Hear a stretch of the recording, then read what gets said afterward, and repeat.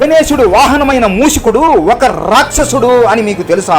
గజముఖాసురుడు అనే ఒక రాక్షసుడు ఉండేవాడు. అతని తల ఏనుగులాగా ఉండి శరీరం మనిషిలాగా ఉంటుంది. అతను అమరత్వం పొందడానికి శివుడికి కఠోరమైన తపస్సు చేస్తాడు. అలా చాలా సంవత్సరాలు తపస్సు చేస్తూనే ఉంటాడు. చివరికి శివుడు అతని భక్తికి మెచ్చి అతని ముందు ప్రత్యక్షమవుతాడు. చెప్పు గజముఖాసురా, నీకు ఏం వరం కావాలో కోరుకో అనగా గజముఖాసురుడు, నా మరణం ఏ అస్త్రంతోనైనా ఏ శస్త్రంతోనైనా ఉండకూడదు. నన్ను చంపేవాడు ఇద్దరి కలయిక వలన పుట్టి ఉండకూడదు. కేవలం తన తల్లి వలనే పుట్టి ఉండాలి అని కోరుకుంటాడు. శివుడు నవ్వుతూ తదాస్తు అని వరం ఇస్తాడు. అలా గజముఖాసురుడు అమరుడు అయిపోతాడు. మొత్తం భూమి మీద ఉన్న రాజులందరినీ ఓడిస్తాడు. దేవులని అందరినీ యుద్ధంలో ఓడించి ఇంద్రదేవుడిని కూడా ఓడించేస్తాడు. నంది వెంటనే శివుడి దగ్గరికి వెళ్లి జరిగే ఘోరం గురించి చెప్పగా శివుడు నవ్వుతూ గణేశ అని గట్టిగా పిలుస్తాడు.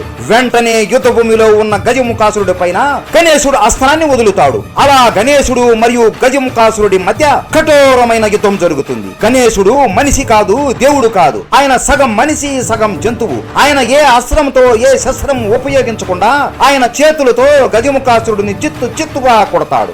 ఇక గజముఖాసురుడిని చంపబోతుండగా గజముఖాసురుడు, స్వామి నన్ను వదిలేయండి, ఇక నుండి నేను ఏ తప్పు చేయకుండా మీ వాహనంలాగా ఉంటూ మీ పక్కనే ఉండి మీకు సేవలు చేసుకుంటాను అని వేడుకుంటాడు. గణేశుడు సరే తదాస్తు అని అంటాడు. వెంటనే గజముఖాసురుడు తన శక్తి మొత్తం ఉపయోగించి ఒక ఎలుకలా మారిపోతాడు. ఆ ఎలుకకు మూషిక అని గణేశుడు నామకరణం చేస్తాడు. గణేశుడు మూషికుడి మీద కూర్చుని, పద మూషిక, నువ్వు నా ఆలోచనల కన్నా వేగంగా వెళ్ళగలవా అని అనగా మూషికుడు అతని శక్తి మొత్తం ఉపయోగించి వేగంగా వెళతాడు. అలా అప్పటి నుండి వాళ్ళిద్దరూ మంచి స్నేహితులులాగా మారిపోతారు. అందరూ గణపతి బప్పా మోరియా అని కామెంట్ చేసి సబ్స్క్రైబ్ చేసుకోండి.